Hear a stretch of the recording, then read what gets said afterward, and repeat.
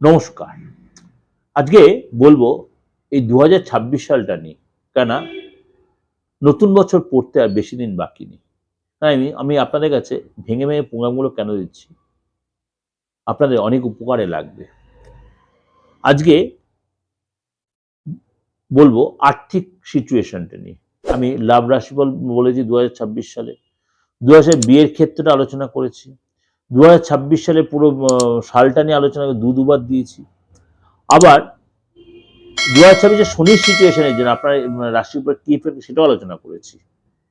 ২০২৬ সালে গ্রহণ কবে কবে গ্রহণ পড়ছে, কটা গ্রহণ পড়ছে, কোনটা ভারতবর্ষে দৃশ্যমান কি দৃশ্যমান নয় সেটা আলোচনা করেছি। আবার ২০২৬ সংখ্যাতত্ত্ব অনুযায়ী আপনার ডেট অফ বার্থের মূলাঙ্ক অনুযায়ী কোন কোন সংখ্যাতত্ত্বের বা কোন কোন সংখ্যা লোকেদের সময়টা ভালো হয় সেটাও আলোচনা করেছি। অবশ্যই তার জন্য দেখার জন্য এই প্রোগ্রামগুলো প্রত্যেকটা প্রোগ্রাম দেখার জন্য আমার চ্যানেলটাকে অবশ্যই আপনার সার্চ করতে দিগদর্শন চ্যানেলটাকে, তাহলে প্রত্যেকটা প্রোগ্রাম আপনি কিন্তু দেখতে পাবেন। প্রত্যেকটা প্রোগ্রাম কিন্তু আমার রয়েছে এবং বিয়ের ক্ষেত্রে কোন কোন মাসগুলো অ্যাভয়েড করে সেটাও আলোচনা করেছি। আজকে আলোচনা করব যে কেরিয়ারের ক্ষেত্রে ২০২৬ আপনার পেশা ক্ষেত্রে বা কেরিয়ারের ক্ষেত্রে বা প্রফেশনের ক্ষেত্রে চাকরির ক্ষেত্রে কোন কোন রাশির কেমন এফেক্ট হবে, কোন কোন রাশির কেমন একটা সেটা আলোচনা আপনাদের বিষয়বস্তু।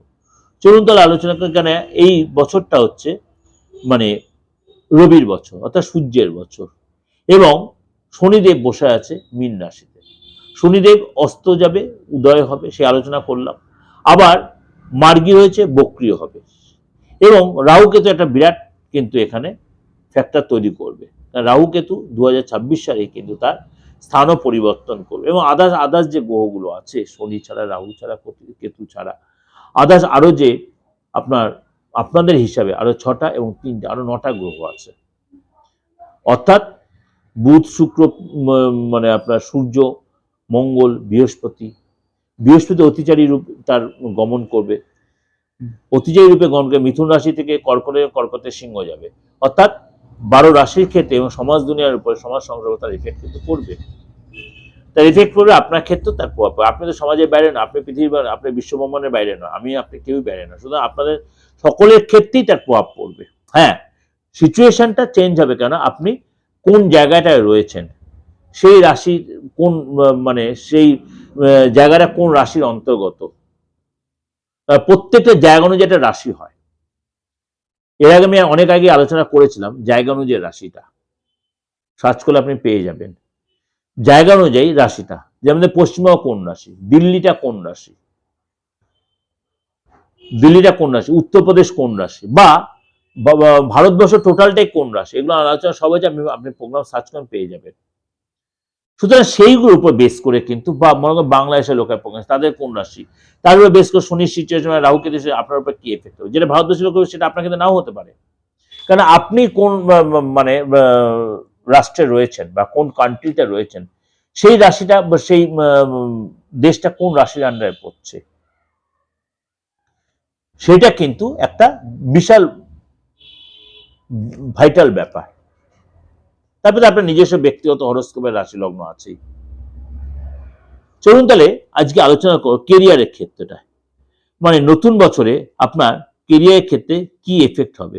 আপনি নতুন চাকরি পাবেন, নাকি যে চাকরি পাবেন সেখানে আপনি থেকে যাবেন, বেকারত্ব আপনার ঘুচবে কিনা, বা আপনি কর্মসূত্রে বা বাইরে পড়াশোনার সূত্রে বাইরে যেতে পারেন, ভিসাটা পাবেন কিনা, সেটাই আজকে আলোচনা করবো একদম যতটা পারবো আপনাদের কাছে ডিটেলে।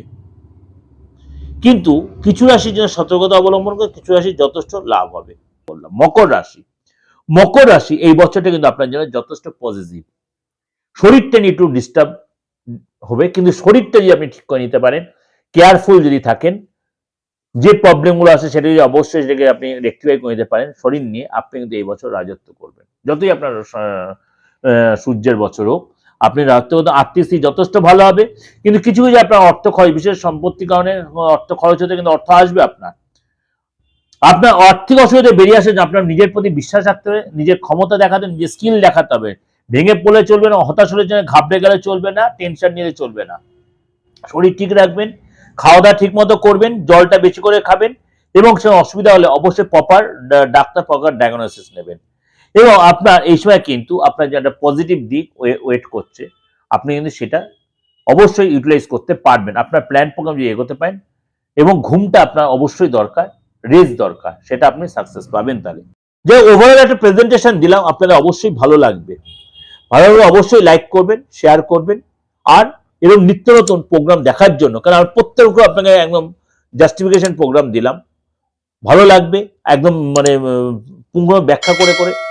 যদি ভালো লাইক করবেন, যোগাযোগ করতে বুকিং ফোন করেন, দেশে বিদেশে যে কোনো প্রান্ত থেকে যে কোনো ভাবে। ভালো থাকবেন, নমস্কার।